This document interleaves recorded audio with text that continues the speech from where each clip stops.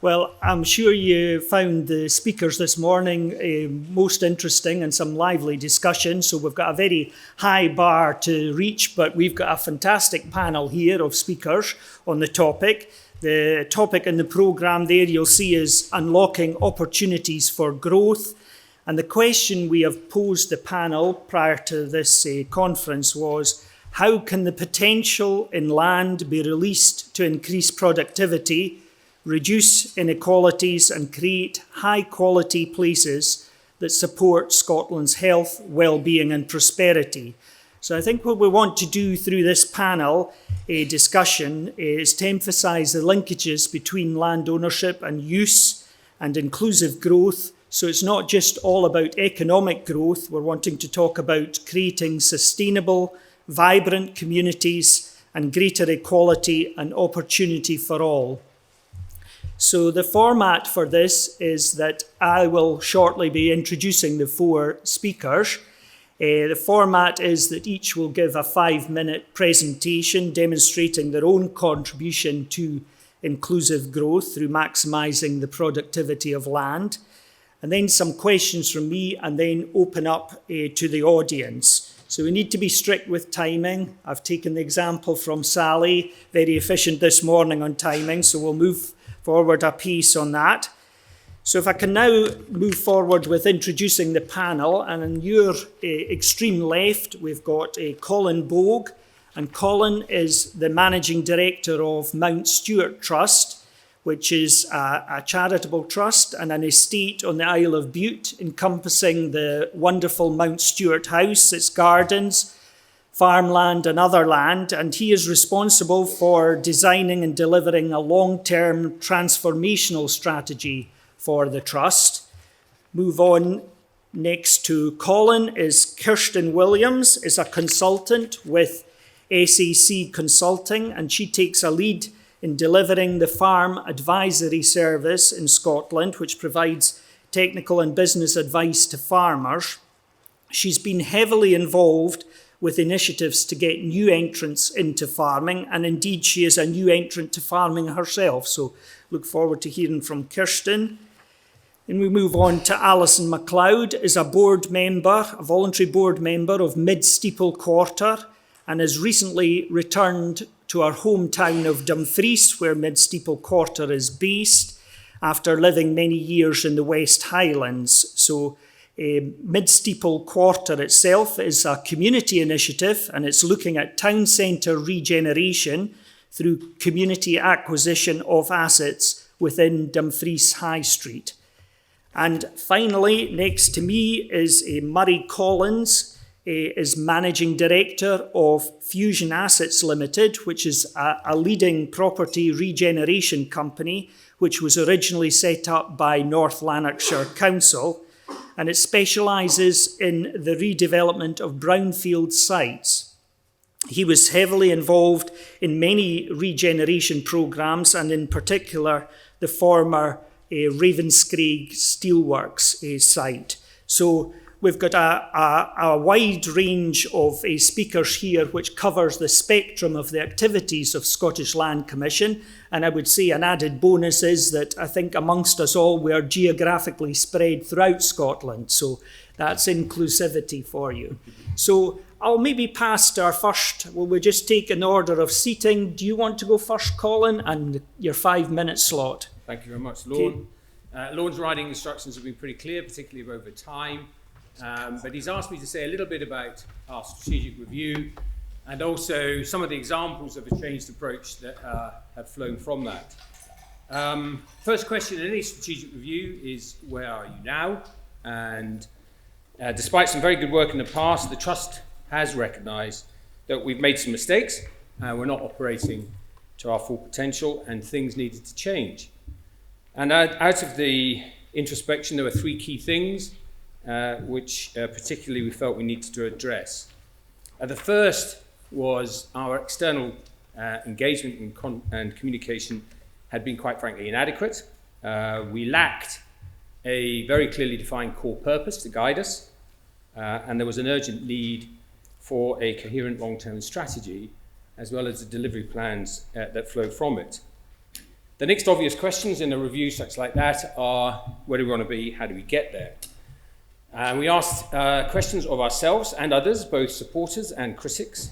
And then out of that came 4 short statements that we felt would address some of those shortfalls that had emerged from that consultation. So we said that we wanted to be a leader in the key areas of our charitable objects. That's pretty obvious. We wanted to add value to things that matter. We wanted to be connected to society, both local and global, and we wanted to work better through collaborative partnerships. Now, that clear purpose that we had identified as essential, we defined as the stewardship of the heritage assets in our care, and we include in that landscape and knowledge, as well as the paintings, buildings, and all the rest of the tangible stuff. And the second strand of that is to support, enable, and promote learning, innovation, and creativity. And of course, we needed to ensure that whatever plans and projects that flow from this strategy were set in a better understanding of the world around the trust, and that's something that we hadn't paid enough attention to.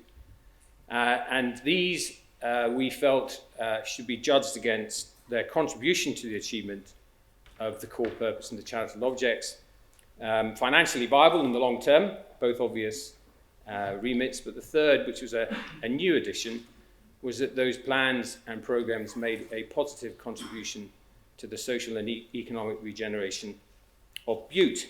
Now, so really the review has been about know where you're going, have a plan to get there, and work with others of a like mind. Not entirely rocket science, but it does require honest introspection, a willingness to listen, and a commitment to change. So, conscious of time, I thought I'd just very quickly highlight 5 examples of that changed approach. In terms of the Trust's changed approach to rural activities, we've done a lot of work on this, had a number of consultations with both the farming and wider rural community.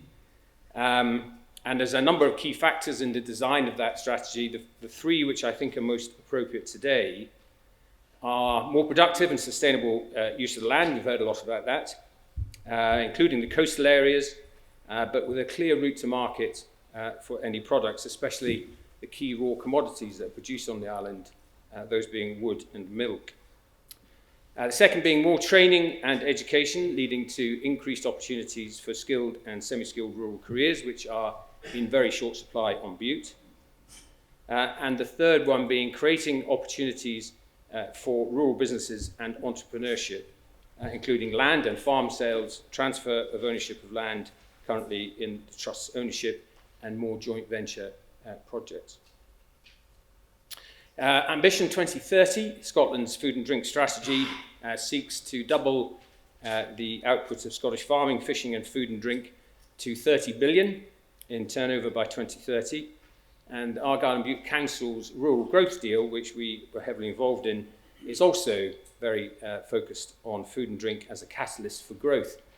Our own version, Bute Kitchen, is a collaborative project which we funded, but it's to bring together the island's growers and producers to develop an umbrella food brand, which showcases what we have now, but also enables growth in quality and variety. We have really high hopes for this project in terms of the benefits to the community, including island pride. The third is the reuse of the old estate home farm into something we're calling the Kerry Lamont Centre for Rural Skills and Enterprise. It's being refurbished to provide a focus for training and technical research, employment and business activities in both the rural and the heritage sector. It really is about skills development, innovation and entrepreneurship, all working in the same space and sparking off each other. Connected to this is very early stages, but we've recently been working on a joint project with Construction Scotland Innovation Centre to scope the feasibility of a new manufacturing facility on Bute, producing cross-laminated timber, not just for use on the island, but for use exporting to the mainland at no extra cost to the mainland. There are some associated projects with this, such as something we're calling Farmsteading 2.0, as well as some university hall-style accommodation for new entrants, apprentices, and young workers in the rural space, and also retirement homes for those at the end of their rural career. It's all very early stage, it's very ambitious, but I think that's right and proper. And we all feel it has huge potential for the island's economy and job market. And finally, something we're calling Rosty Green Spaces. With the benefit of the Land Commission's help, we being the council and ourselves, held a joint workshop with some key community organisations to look at the potential transfer of ownership of some land, green space land in the town for projects which are focused on community well-being. This went down very well. It was a really positive meeting. We've got some more meetings planned to take that forward. So still a lot of work to do, but we really do feel that we're on the right track as an organisation.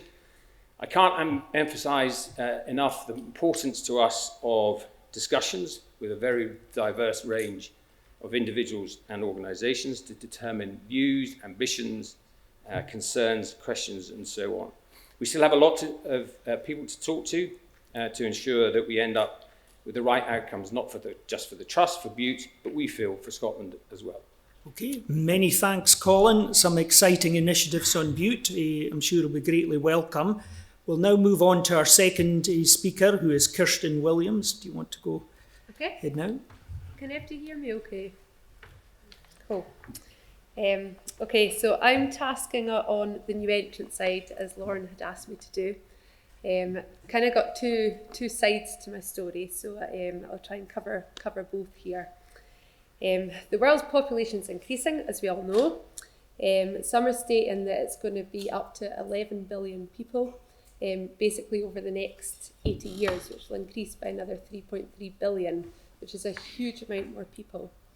To sustain this, we need to ensure that we've got enough food to feed everybody, which will mean that we'll probably need to increase our production worldwide.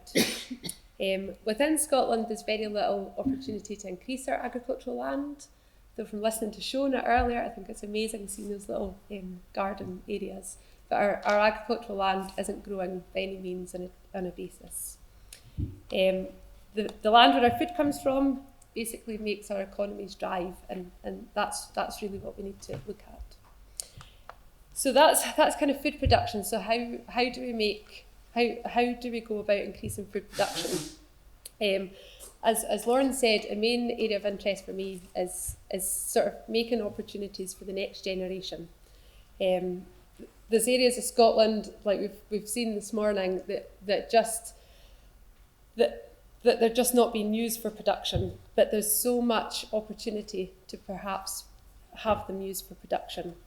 There's so many young people, new entrants, that are really, really enthusiastic, and that they really want to make an impact. And it's not just within the industry, but as well like local communities as well. These people are so energetic and so enthusiastic, like there's so much drive in them to succeed, which is really energising for the industry. There's so many ways that they can get in, but it's only if there is opportunities, and I can't say enough if there's opportunities.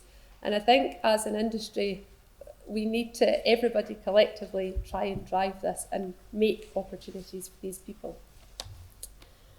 I work with SAC, obviously, and part of that, as Lorne had said, I lead with the Farmer Advisory Service, part of the New Entrants to Farming. The aim of it is basically to inspire the next generation, give them skills to go ahead, make sustainable businesses, but also businesses that are like resilient for the times that are coming. There are so many driven, dynamic, enthusiastic people that come to these meetings all across the country wanting to get a start and just scratching their heads to how to get a start. Roots in, there's joint ventures, there's tenancies, there's partnership arrangements. There is means, but it's just having the opportunities to have these means.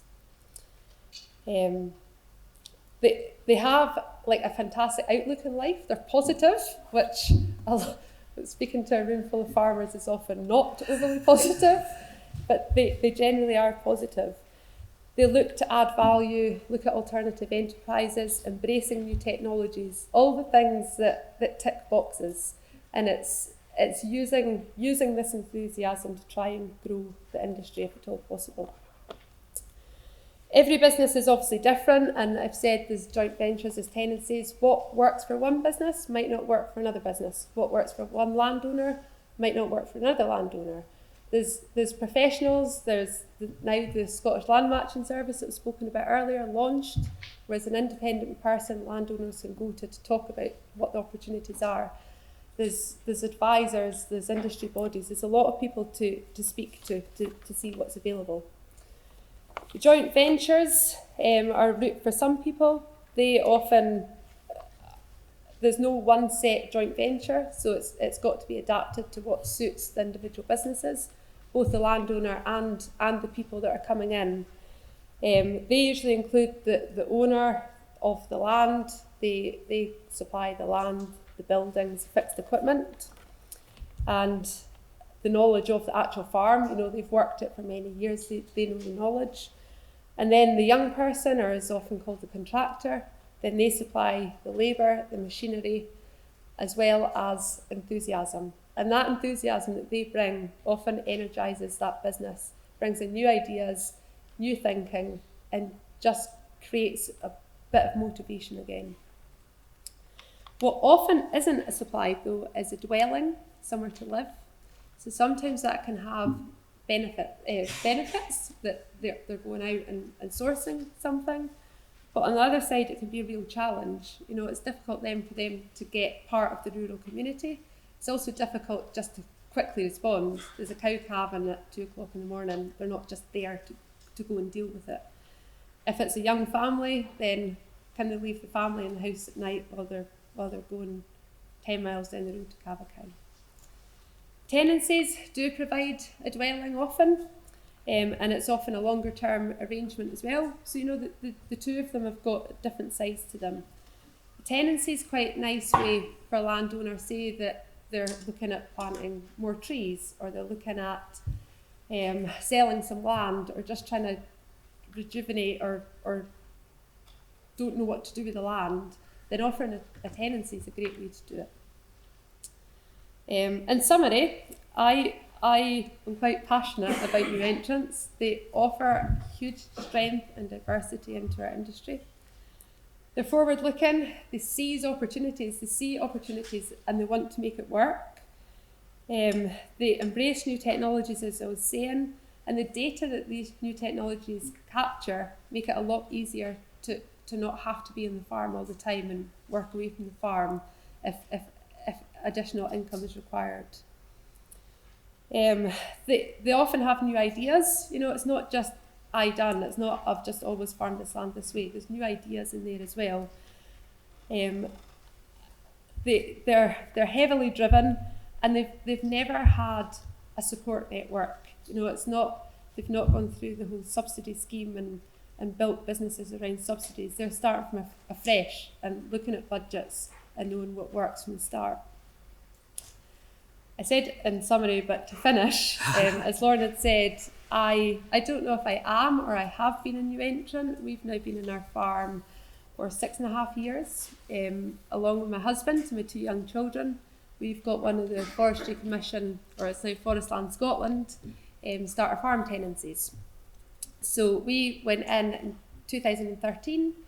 We've built up a business now. We're about 180 pedigree ewes and recipient ewes, 25 cows, and we've got a growing Christmas turkey enterprise too. So if anyone wants a turkey, come to me. Our biggest barrier to entry was land.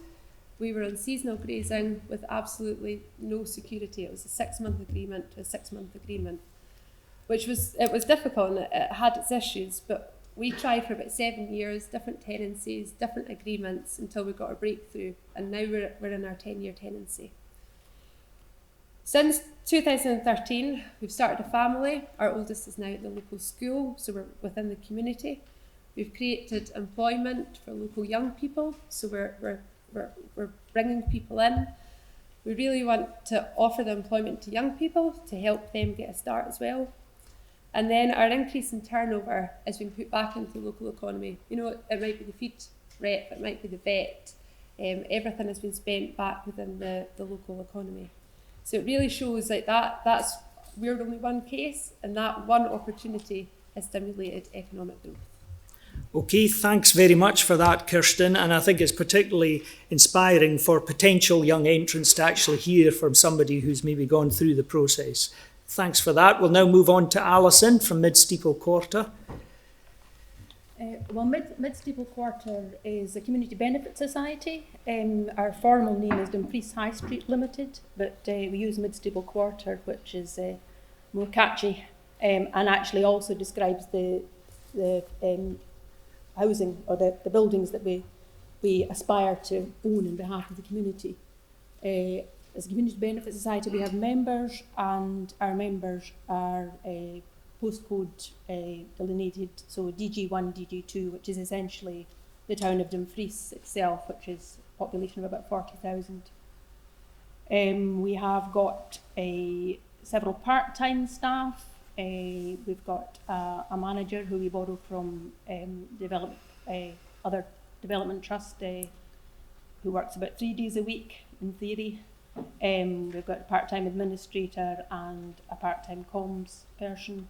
And we also receive valuable support from Dumfries and Galloway Small Communities Housing Trust. So Dumfries is a market town, and the centre of the town is attractive. It's an historic town, and the buildings are still laid out, in a lot of them in the original medieval setup, with historic frontages, and then great depth of building in behind that, which is accessed by closes, going down long, narrow closes, and until relatively recently, there was quite a large proportion of the population lived in the town centre. In the last decades, essentially since around the time I left Dumfries, but it's nothing to do with that, Dumfries has gone downhill. There's literally nobody living in the town centre these days. What was formerly housing is abandoned. Some of it never even had electricity installed. Staircases have been removed, and the shops that were on the ground floor at the front, many of them are sitting empty and unused. And the result of that is that the town centre is really pretty quiet. The chain stores or whatever that were seen as the centre of the local economy have either not developed there, or some of them have closed down. So there's a lot of empty properties. Despite that, the town centre is still very attractive to look at. There's a good open space, and the history of the town is clear to see. There's been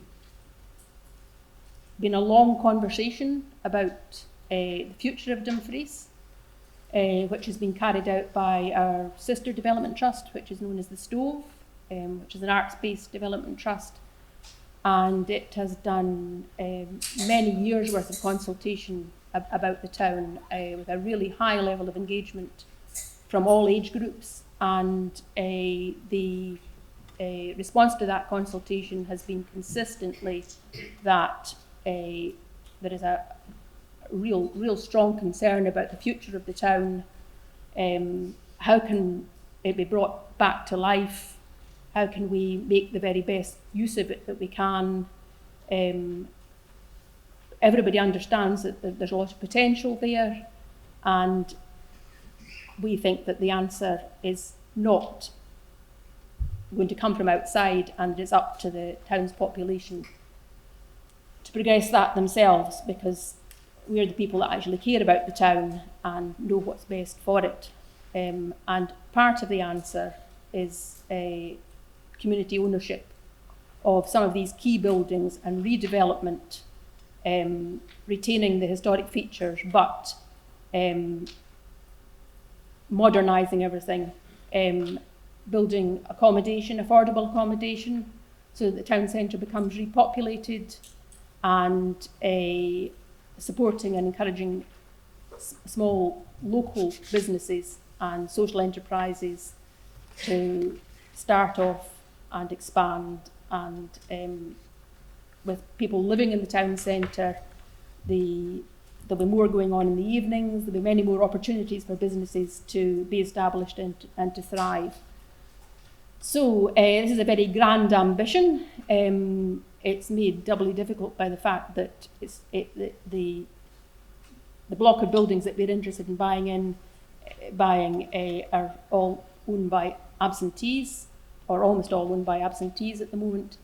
It's difficult to identify even who these people are, and even more difficult to communicate with them. One area where we've made very good progress is we're going to take over a building from the council and a community asset transfer, which is imminent. And we've been using this building for quite some time. We did a fairly basic refurbishment on the ground floor, and we've been carrying out a lot of activity. We employ somebody part-time to manage activity there. So there have been all sorts of events and exhibitions. It's a space that other community groups can use, and there's been some really a very good level of engagement there. We're just about to start consultation. We've drawn up. We haven't drawn up, but we've employed architects to produce a design for that building, which is going to involve us retaining the historic frontage there and demolishing what's in behind, but retaining the close arrangement. And there are going to be 7 affordable duplex flats built there on the second and third floors, and on the first and second floors, I should say. And the ground floor is going to be an enterprise space, which is going to be a mix of facilities for business startups and exhibitions, learning, social opportunities, all this sort of thing, to help things get underway and to help little businesses get set up and get going, and potentially to expand. So we're going to be exhibiting the plans in the oven for the next few weeks, because it's very important to keep the community kind of in tune with what's happening, and to listen to their input, which is building on this many years of consultation so far. There's a really strong buy-in from the community. It's quite strange. You can go into shops or the small local businesses in the area, and people will start telling you about it without knowing anything about who you are and anything. That they'll start enthusing about it, and there's a real local ownership of it, and a pride in the town itself, and a great belief in the capacity of the town to reinvent itself in this way. So we also aim to take over ultimately the whole of that block, and at the moment that's proving a bit of a challenge, but we'll get there. Many thanks, Alison. I had the privilege of visiting Dumfries recently, and you showed me around, and it's quite inspiring what is being proposed, and I think it's also got a great opportunity to be replicated in other town centres throughout Scotland. So thanks for that. We'll now move on to Murray. Okay. Over to you. Afternoon. I'm going to hopefully give you a very quick overview of the company and how we work in terms of unlocking the potential of land and sites. Fusion Assets is the arm's length regeneration company of North Lanarkshire Council. So that makes me a property developer working for a local authority. So I'm probably the devil incarnate as far as a lot of people are concerned.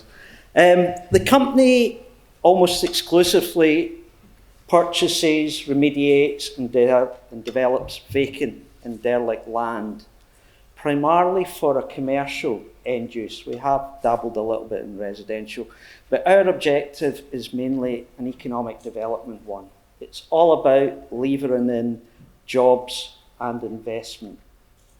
I think I would be comfortable if somebody described us as a public interest company, which was one of the models the Commission looked at in some of its research. So that sits quite comfortably with me. We are unique in Scotland in terms of how we operate and the business model we've got.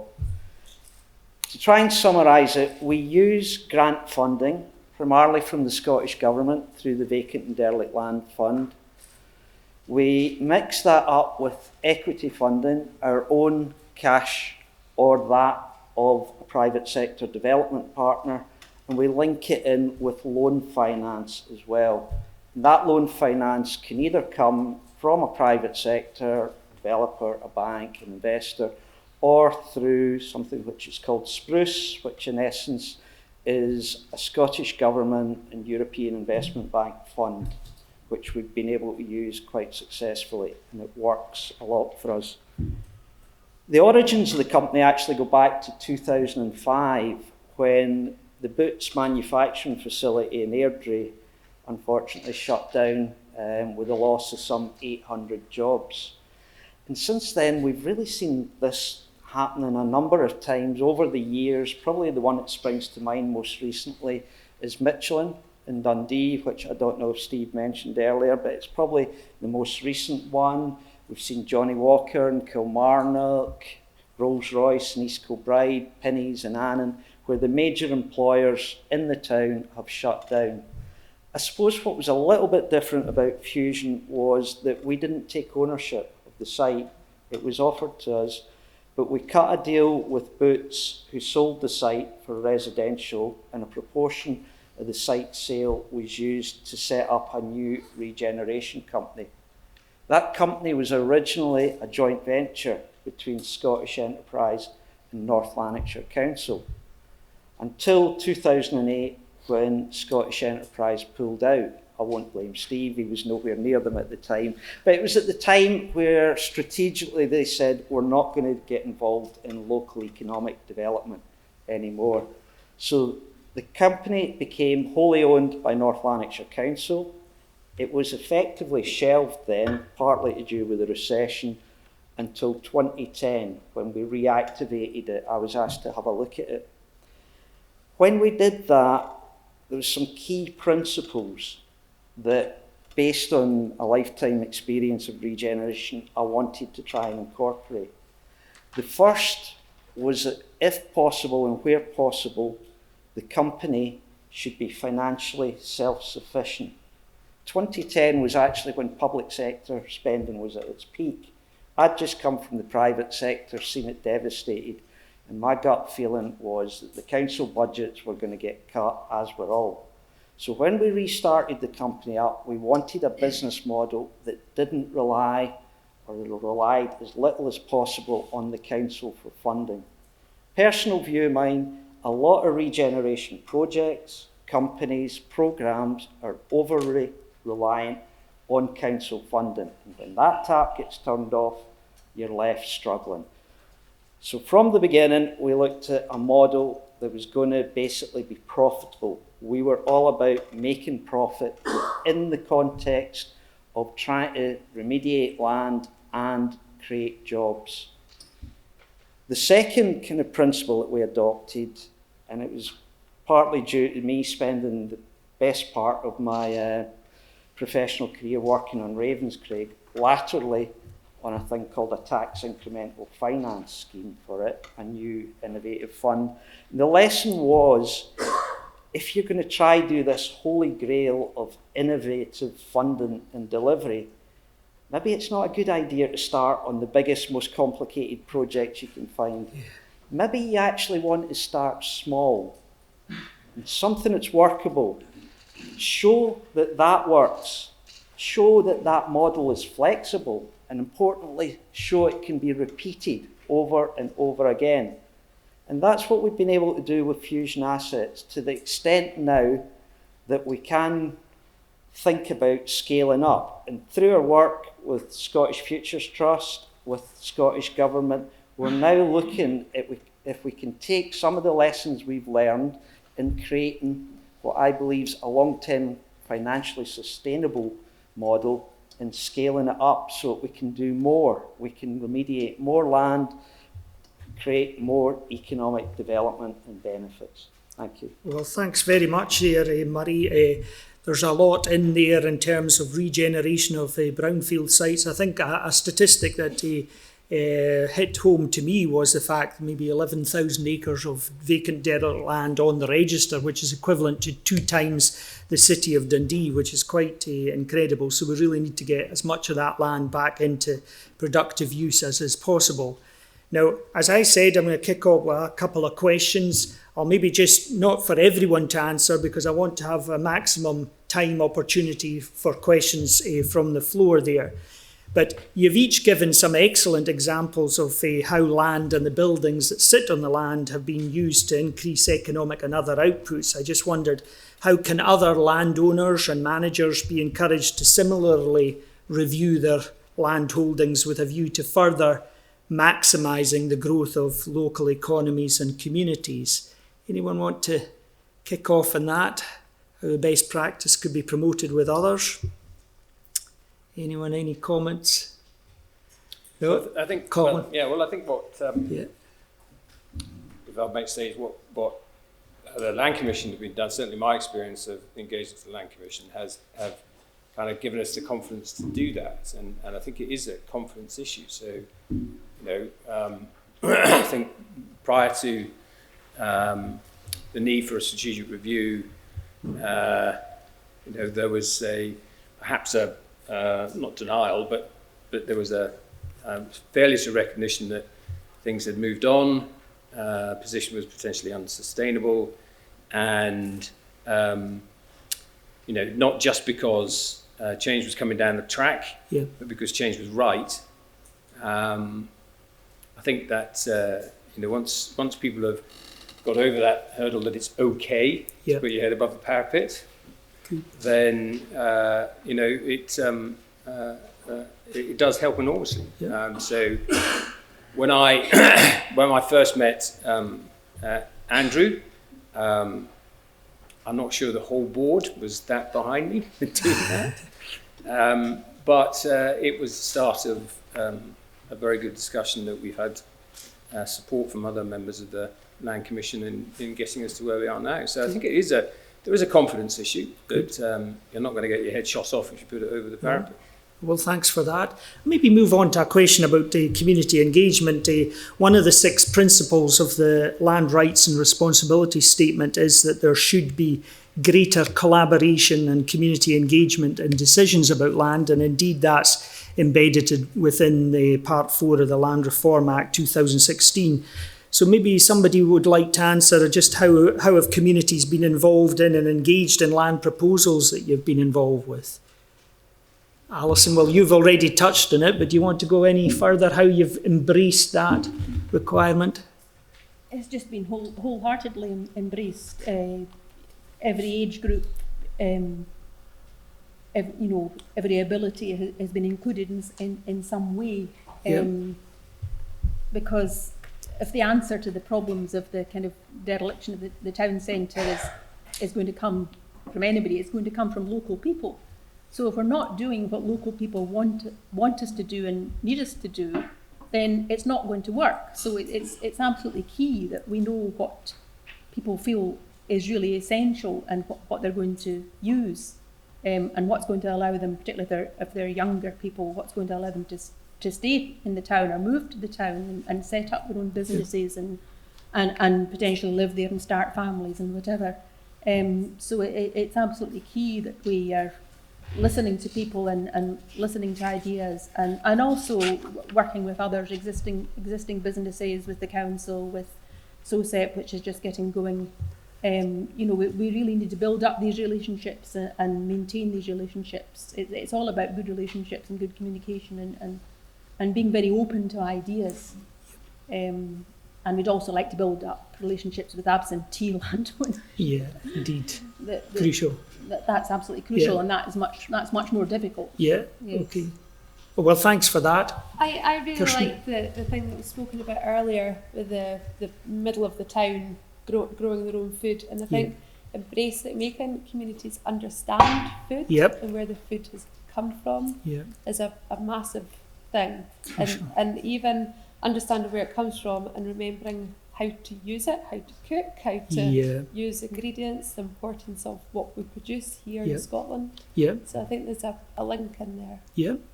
Can I maybe ask a question to Murray there? And it's really just about the Vacant and Derelict Land Task Force. And obviously, it was talked about earlier there how there's maybe going to be groups of certain categories of land will be used as exemplars to see how we can bring them back into productive use. What kind of opportunities do you see throughout the country to do that?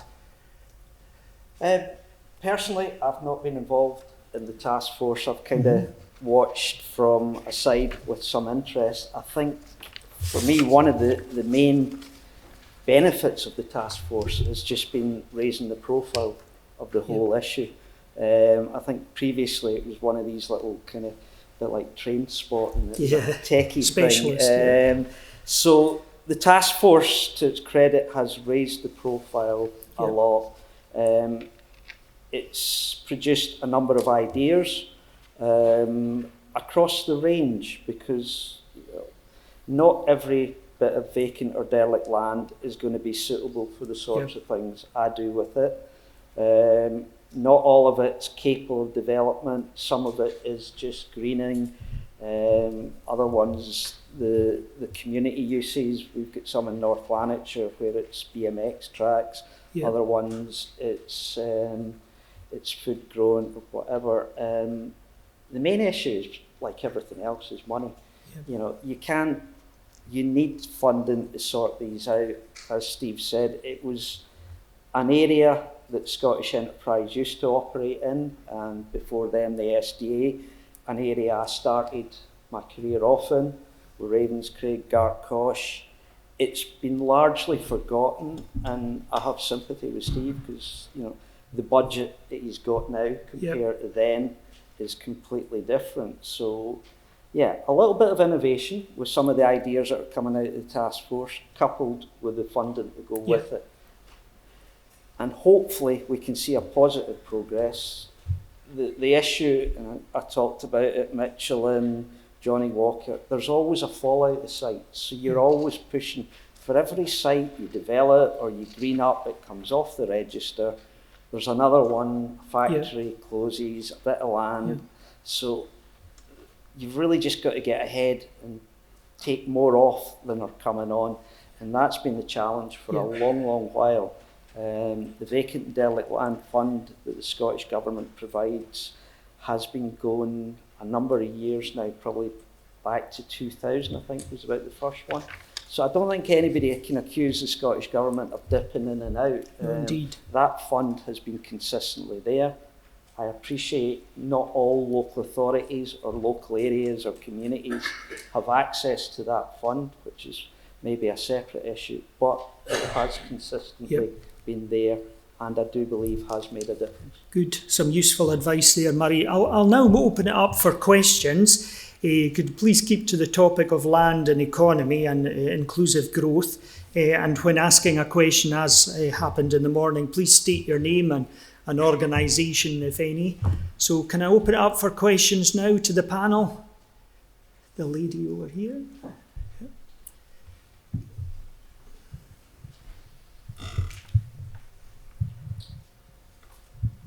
Thank you. Annie McKee from the James Hutton Institute.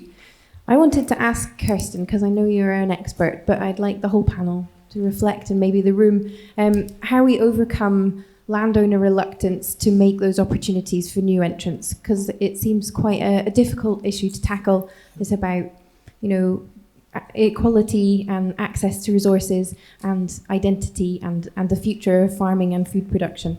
So can you get to the nitty gritty of it, please?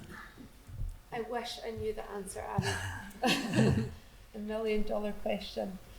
There's so many issues.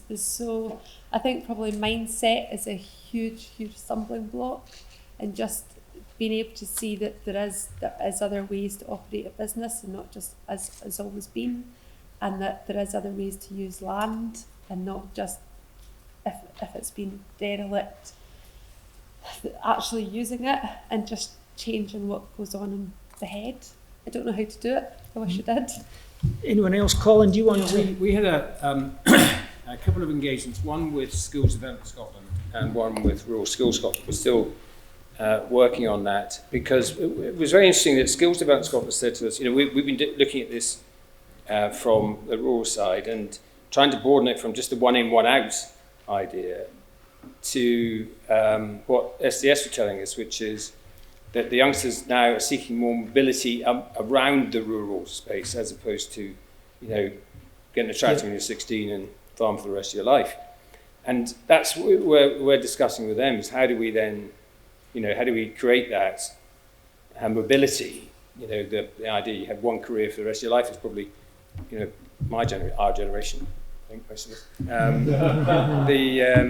And that's not necessarily what's being asked for. So we did have a pilot project. Well, it wasn't a pilot project. They'd run it in Fife with Rural Skills Scotland for what they were calling the Estate Workers Apprentice 15, which we had money in the budget and ready to go this year.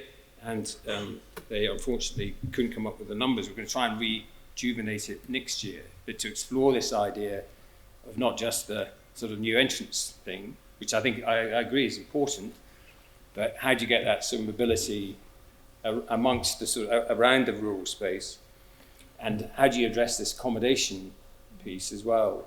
Yeah. At the moment, you live in a drafty caravan down the bottom of the farmer's field or on an old cottage with a leaky roof, and that's not good enough.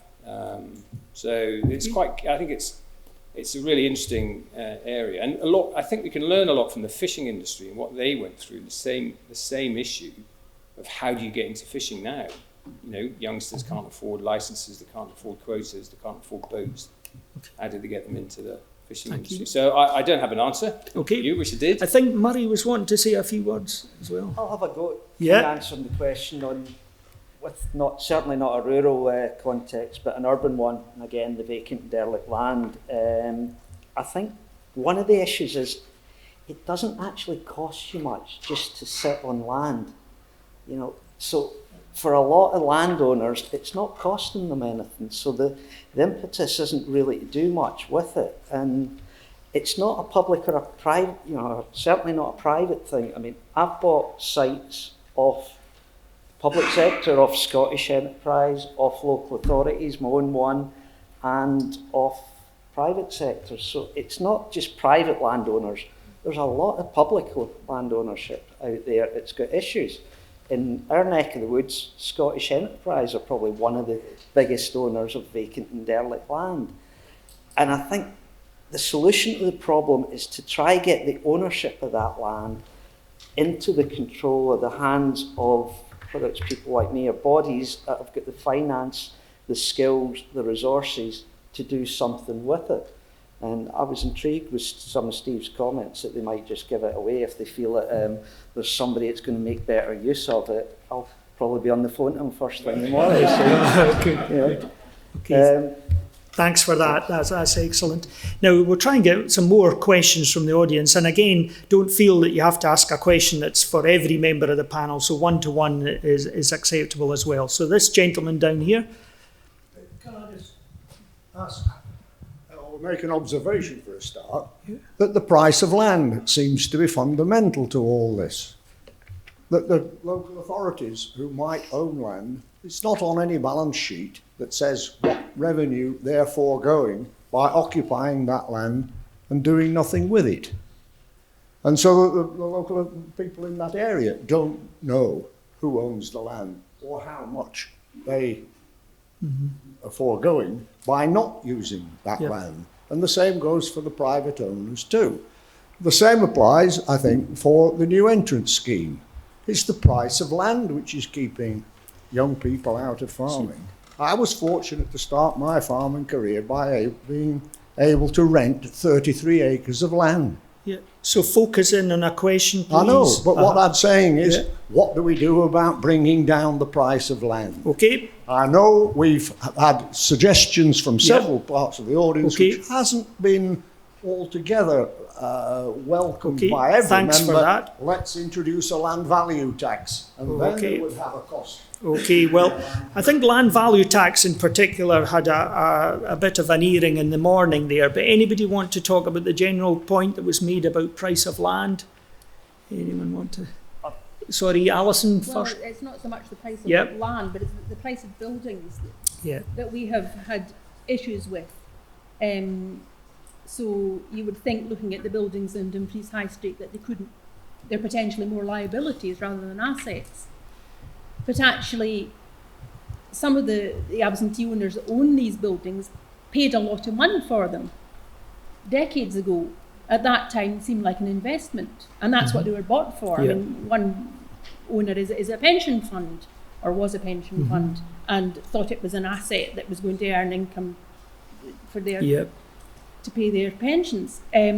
So they're very reluctant to part with property that they invested Yeah. such a lot in. And they're obliged, I suppose, to make as much from it as they possibly can. The other issue is that now that there's a real community drive behind addressing the issues in the high street, and people can see that we are making some progress and that they were getting quite a lot of support. That in itself is putting up the value of the buildings, which are more or less derelict, yeah. because those that own them or would like to own them think that, oh, well, this is an area that's up and coming or is going to be up and coming. Yeah. What I own is going to be worth Yeah. more than it was. So they're hanging on, or in some cases, they're buying up. Sometimes thinking that they can access grants, which as a community, we would be able to apply for. They don't understand the way that this funding works and that they wouldn't be eligible to apply for it. So there's an artificial, the minute you start doing something and bringing an area up, what people are expecting to pay or expecting to get for buildings goes up too, even though they've done nothing with them except leave them to decay. Indeed. Well, thank you for that answer, Alison. Now we'll take in some other questions. There's a gentleman right at the very back with his hand up. Thank you. Tom Mallows, Crown Estate, Scotland. I'm interested, we've talked a lot about governance and human capital all morning, and it strikes me that there's some good evidence on the panel already of how the catalyst, what the instigating catalyst is for good projects to get off the ground. But I wondered if any of you have any observations as to the potential for support and or investment of individuals in terms of skills, capability, capacity to actually get things happening rather than projects. The context has to be how difficult it is in a quasi-public sector environment to invest in people rather than projects.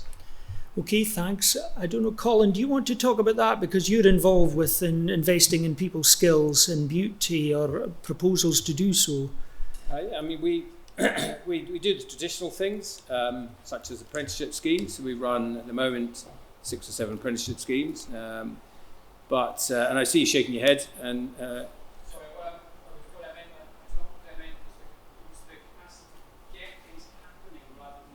okay. Okay. Okay, got you, back on track. I've been surprised by just how much advice and support there is out there that you can find by talking to the right people.